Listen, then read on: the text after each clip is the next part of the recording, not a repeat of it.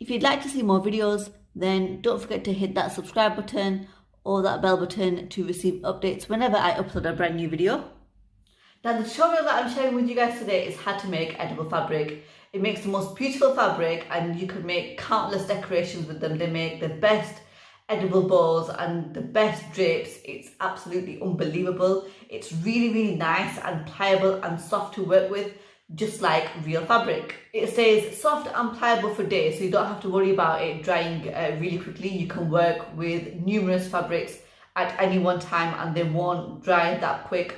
As to some recipes I've seen, the fabric does tend to dry within the first few hours or 24 hours, but this one stays pliable for at least a week, so you've got enough time to play around with it and make your decorations. So you don't have to worry about it drying out really quickly or working fast. You can just take your time and do everything. So let's get started. And all we need to do is, with your tap water, just add 2 tablespoons of Veggie Gelatin, which is already measured. So in that goes, and you just want to give it a stir and combine it all.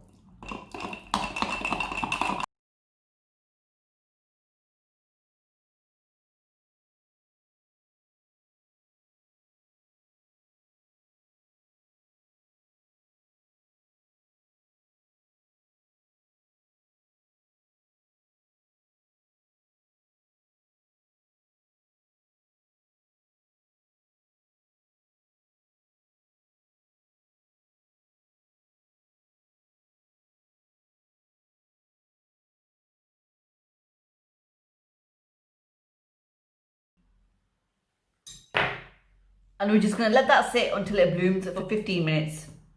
Whilst we're waiting for that to bloom, I've just cleaned out my bowl, and in the bowl I'm just going to mix my Lustre Dust together.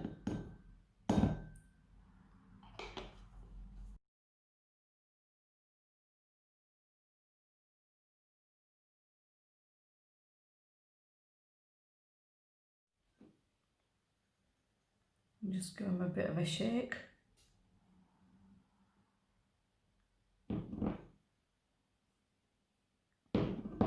Just to mix it up. So once we've let this sit for 15 minutes and let it bloom, we are now going to go ahead and warm it up in the microwave for about 30 seconds, but in 10-second intervals. You want it warm but not hot. And once you've heated it in the microwave, we are just going to add our glycerin in there. And this will bring the temperature down, so you do want to reheat it again.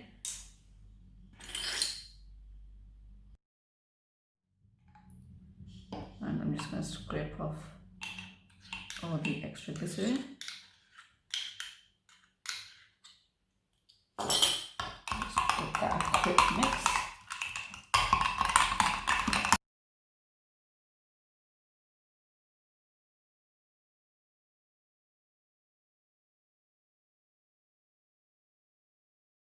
And then I'm now going to go ahead and reheat it again. You want it reasonably hot this time. But you don't want it boiling, but you want it relatively hot. So I've just gone and reheated the mixture after putting my glycerine in. And I'm just going to add a tiny bit of my Lustre Dust in there. Just so it colours the mixture.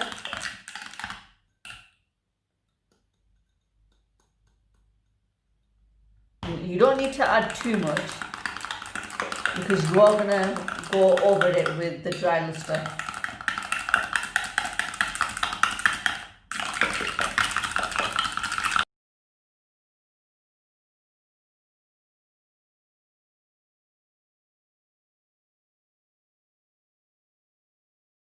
And you should end up with something like that.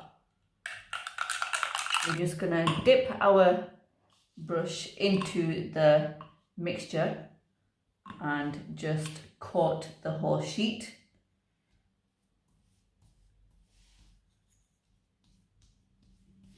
And you do want to work fairly quickly with this.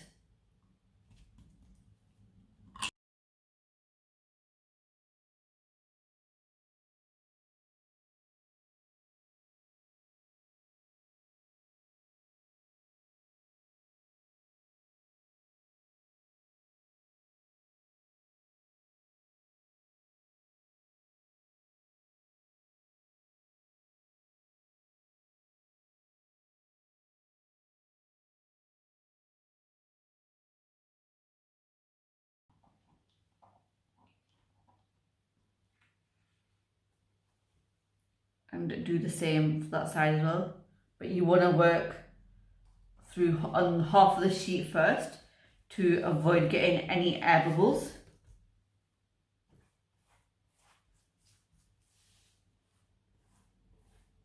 And it's just easier.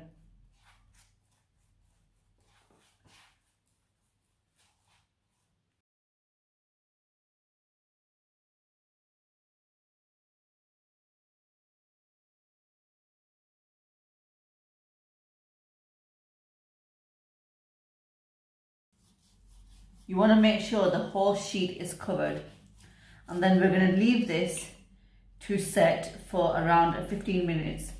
Now that is weather dependent, so if it's wet and humid in your area then it will take longer, but because I have a dehumidifier, I'm actually going to leave it for 10 minutes only. So 10 minutes is a must for dry areas, so just leave it there and then we'll come back to it shortly. So we're back after 10 minutes and we're then going to get our lustre and just coat the whole sheet with lustre.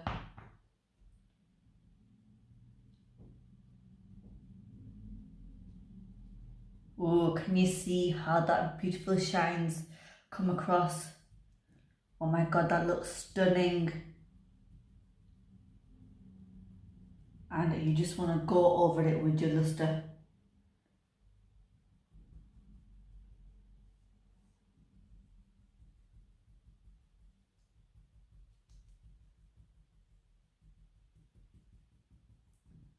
And be careful not to drag it like I've just done. Just dab, dab, dab, dab, dab, dab.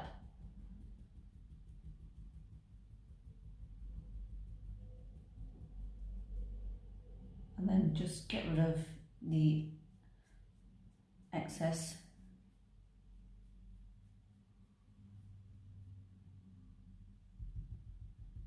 This would make such a nice fabric.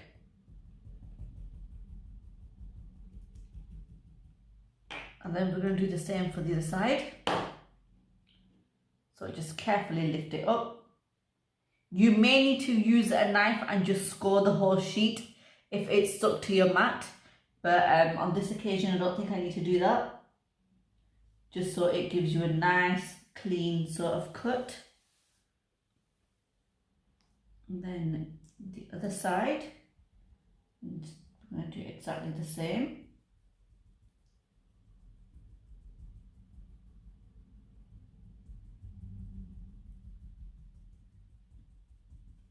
This is a little bit of a messy job, especially when you're using lustre. For printed wafer paper, you would use corn flour. You do not want to use a lustre dust on a printed sheet of wafer because that's already beautiful as it is. I'm just using a lustre because I just wanted it to shine.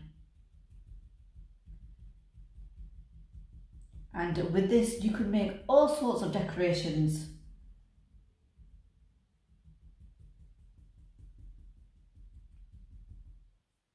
And then again, just get rid of the excess.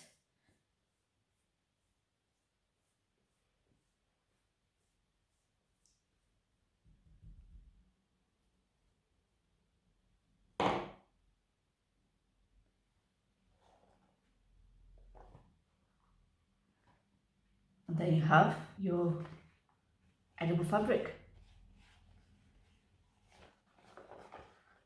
How beautiful is this?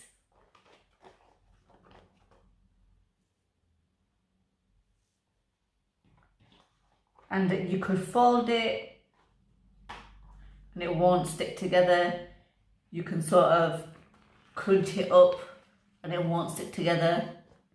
You can basically do what you want. Now the only downside to this fabric is that it's not stretchy. It does tear a little once you do trying to pull it across. But I think what I find that with the fabric is I don't really mind that it's not stretchy as long as it stays soft and it's fabric light for a good couple of hours, days, so it gives me more time to play around with it and make the decoration that I want to make. It would make perfect bows. You could still do the drapes and it wouldn't dry that easily, so you could still play around with it for a good few days. I've made this since yesterday and I just stretched it a little bit and it started tearing, but other than that it's still perfect and it doesn't dry that easily, even in dry weather conditions, because I've had my dehumidifier as well turned on and it's not dried it out. Otherwise it normally would. It's usually weather dependent, so the more wet and humid it is, the more it'll stay soft and pliable and you'll be able to make your decorations. But as I said, my humidifier has been on and it's still not dried up. It will sort of dry a little bit stiff, and I think generally the type of gelatin and the brand of gelatin you use makes a difference. So you might just need to tweak the recipe up with the gelatin brand that you're using, but other than that it's absolutely fantastic. You can scrunch it up, you can fold it and it would not stick, and it just looks like a crinkled fabric. So that's how you make edible fabric. And I think this is going to be a big hit because it stays flexible for a longer period of time than most of the other recipes that I've seen. Those tend to dry a little bit quicker, and I will keep an eye out for it when it does start drying out, and then I will put that in the description box for how long it stays flexible, and then you can make your fabrics accordingly.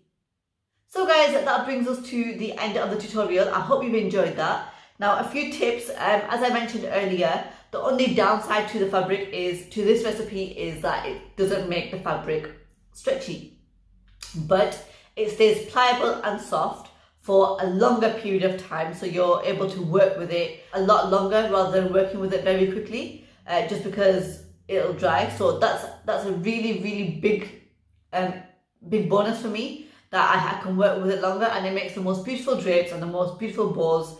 You can either use plain paper to make your bows, or you can use printed paper and like floral paper, and it would look absolutely fantastic on a cake, and it would bring the attention all the down to the actual the fabric because of how pretty it looked. So a lot of cake decorators will be happy to know that this fabric lasts longer for them to play around with and make their decorations in advance. So personally for me, I don't mind that it doesn't stretch, because when you make your decorations, you're not going to really stretch the fabric and then make your decorations. You're just going to use it as normal, just like any fabric, and just make it as it is. So we don't really need it stretchy as such.